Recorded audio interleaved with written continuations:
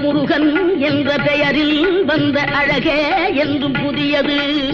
முறுவல் காட்டும் குமரன் கொண்ட இளமை என்றும் புதியது. முறுவல் காட்டும் குமரன் கொண்ட இளமை என்றும் புதியது.